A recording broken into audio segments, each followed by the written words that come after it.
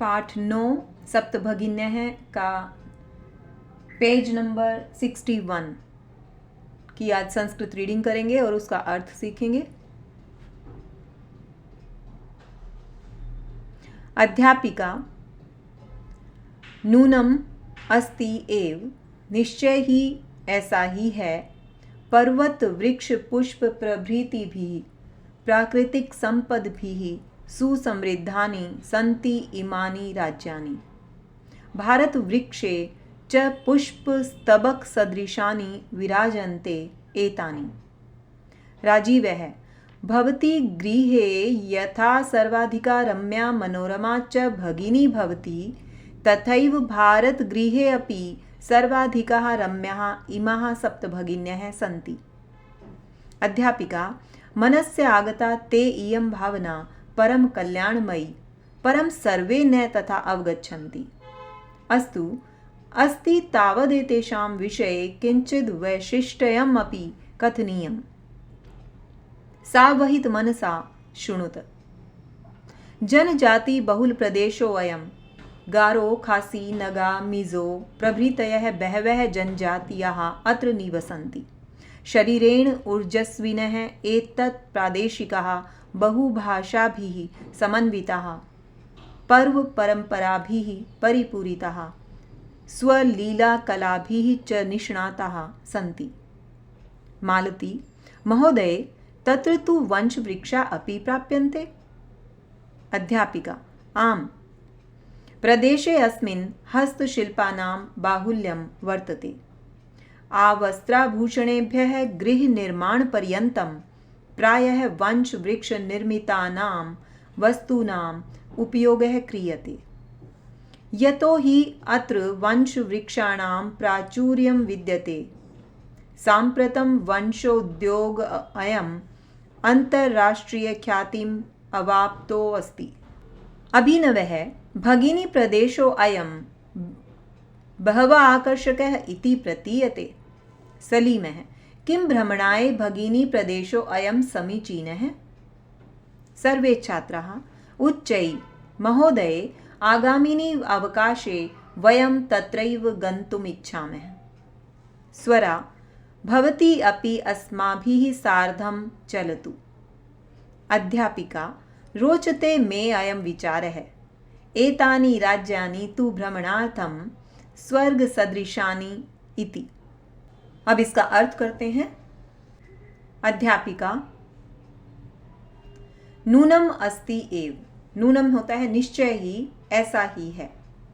पर्वत वृक्ष पुष्प प्रभृति भी प्राकृतिक संपद भी सुसमृद्धानि सन्ति इमानि राज्यानि।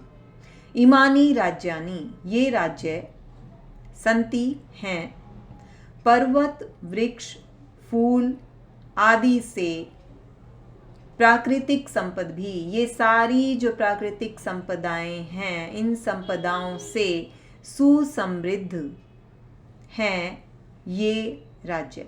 तो जब आप इसका हिंदी अर्थ करते हैं तो ये राज्य पर्वत वृक्ष फूल आदि प्राकृतिक संपदाओं से सुसमृद्ध हैं। भारत वृक्षे च पुष्प स्तबक सदृशानि, पुष्प स्तबक कहते हैं फूलों के गुलदस्ते को। सदृशानि समान, विराजन्ते सुशोभित हैं, एतानि ये, एतानि किसके लिए है? 7 राज्यों के लिए है कि ये राज्य भारत वृक्ष पर, मानो भारत वृक्ष पर फूलों के गुलदस्ते के समान सुशोभित हैं। अगर भारत को एक वृक्ष मान लें तो ये जो 7 राज्य हैं ये फूलों के गुलदस्ते के समान सुशोभित हैं। राजीवः भवती, अब ये अपने टीचर के लिए रिस्पेक्ट के लिए ये शब्द कहे गए हैं। तो भवती मतलब महोदया, गृहे यथा सर्वाधिका रम्या मनोरमा च भगिनी भवती, घर में जैसे, यथा जिस प्रकार, तथैव उस प्रकार। तो घर में जैसे सबसे ज़्यादा प्यारी, रम्या मतलब प्यारी, और मनोरम मन को अच्छी लगने वाली बहन होती है, भगिनी मतलब बहन होती है, तथैव वैसे ही भारत गृहे अपि, भारत को अगर घर मान लें, भारत घर में भी सर्वाधिका रम्या, सबसे ज़्यादा रम्य, सबसे ज़्यादा प्यारी, इमाः सप्त भगिन्यः सन्ति, ये 7 बहनें हैं। अगर भारत को एक घर मान लें और भारत में इतने सारे लोग हैं, राज्यों को अगर हम लोग मान लें, घर में रहने वाले सदस्य मान लें, तो जो ये 7 बहनें हैं, ये सबसे ज़्यादा प्यारी 7 बहनें हैं उस घर में। अध्यापिका, मनस्य आगता ते इयं भावना परम कल्याणमयी। इयं परम कल्याणमयी भावना, यह परम कल्याणकारी भावना ते मनस्य आगता, तुम्हारे मन में तो आ गई है। परम सर्वे न तथा अवगच्छन्ति, लेकिन सभी इस तरह नहीं समझते हैं, नहीं सोचते हैं। अस्तु, अच्छा, अस्ति तावद् एतेषां विषये किंचिद वैशिष्ट्यम् अपि कथनीयम्।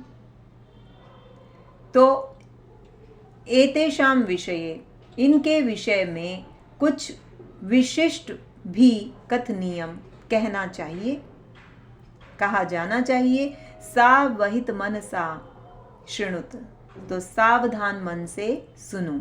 सावहित, ये जो शब्द है, सावहित का मतलब है सावधान, मन से सुनो।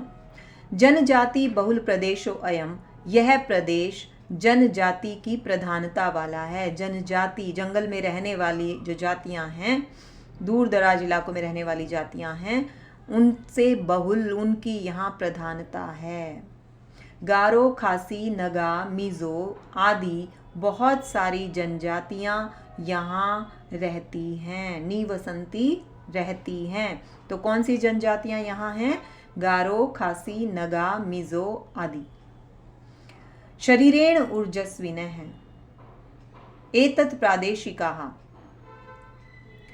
शरीरेण ऊर्जस्विनः, शरीर से ऊर्जावान, शरीर से जो शक्तिशाली हैं। एतत् प्रादेशिकाः, इस प्रदेश में रहने वाले। बहुभाषी भी समन्विताः, बहुत सी भाषाओं से युक्त हैं। पर्व परंपरा भी परिपूरिताः, पर्वों की परंपराओं से परिपूर्ण हैं। स्वलीला कला भी च निष्णाताः, और अपनी लीलाओं में, अपनी क्रियाओं और कलाओं से में निष्णाताः। निष्णाताः का मतलब होता है निपुण हैं। मालती, महोदया, तत्र तु वंश वृक्षा अपि प्राप्यन्ते, वहां तो बांस के पेड़ भी होंगे। वंश वृक्ष कहते हैं बांस के पेड़ों को, तो वहां तो बांस के पेड़ भी होंगे। अध्यापिका, आम, हाँ, प्रदेशे अस्मिन्, इस प्रदेश में हस्तशिल्पानां बाहुल्यं वर्तते, हस्तशिल्पों का बाहुल्य है, अधिकता है, हस्तशिल्पों की अधिकता है। आवस्त्राभूषणेभ्यः, वस्त्र आभूषणों से लेकर गृह निर्माण पर्यंतम, घर के निर्माण तक, प्रायः साधारणतः वंश वृक्ष निर्मितानां वस्तूनां उपयोगः क्रियते, बांस के पेड़ों से बनी हुई वस्तुओं का उपयोग किया जाता है। यतो हि, क्योंकि अत्र वंश वृक्षाणां प्राचुर्यं विद्यते, क्योंकि यहाँ बांस के पेड़ों की अधिकता है, ये अधिकता में विद्यमान हैं, यहाँ पर हैं। प्राचुर्यम, अधिकता। सांप्रतम, अब वंश उद्योगो अयम, यह बांस के का जो उद्योग है, अंतर्राष्ट्रीय ख्यातिम अवाप्तो अस्ति, अंतर्राष्ट्रीय प्रसिद्धि को, ख्याति का मतलब होता है प्रसिद्धि को, अवाप्तो अस्ति, प्राप्त हो गया है। अभिनवः भगिनी प्रदेशो अयम बहवः आकर्षक इति प्रतीयते। भगिनी प्रदेशो अयम, यह बहनों का प्रदेश बहुत ही आकर्षक ऐसा प्रतीत होता है। सलीमः, किम रमणाय भगिनी प्रदेशो अयम समीचीनः। समीचीनः का मतलब होता है ठीक। क्या घूमने के लिए बहनों का यह प्रदेश ठीक है? क्या यहाँ घूमा जा सकता है? सर्वे छात्राः उच्चैः जोर से महोदय महोदया आगामिनी अवकाशे आने वाले अवकाश में छुट्टियों में वयम हम सब तत्रैव वहाँ ही गंतुम इच्छामः जाना चाहते हैं। स्वरा भवती अपि आप भी अस्माभिः सार्धं चलतु हमारे साथ चलें। अध्यापिका रोचते में अयम विचार है, मुझे यह विचार रोचते अच्छा लगा, अच्छा लगता है, ऐसी सोच अच्छी लगती है। एतानी राज्यानि तु ये राज्य तो भ्रमणार्थम घूमने के लिए स्वर्ग सदृशानी इति स्वर्ग के जैसे हैं। स्वर्ग सदृशानी, सदृश मतलब समान, स्वर्ग के जैसे, स्वर्ग के समान हैं। तो ये पाठ का अर्थ, ये पाठ यहाँ खत्म होता है। अब इसमें आए हुए कुछ प्रत्ययों का प्रयोग हम देख सकते हैं। इसमें ये शब्द आए हैं रम्या और मनोरमा। ये आप देख सकते हैं किसके लिए इनका प्रयोग हुआ था। ये विशेषण है भगिनी के, लेकिन इनमें प्रत्ययों का प्रयोग है। कैसे? रम्या शब्द आपको पता लग रहा है स्त्रीलिंग शब्द हैं, दोनों स्त्रीलिंग विशेषण हैं। और मनोरमा ये भी स्त्रीलिंग विशेषण शब्द है। तो रम्या जो शब्द है इसमें रम्य और टा, रम्य शब्द है और टाप प्रत्यय है। तो टाप में जो ट और प है इनका लोप हो जाता है, ये खत्म हो जाते हैं और सिर्फ आ की मात्रा जुड़ जाती है इसमें। तो रम्य में टाप प्रत्यय जोड़ने से नया शब्द बनेगा रम्या, ये स्त्रीलिंग शब्द बन जाएगा। ऐसे ही मनोरमा कैसे बना? मनोरम शब्द और टाप प्रत्यय।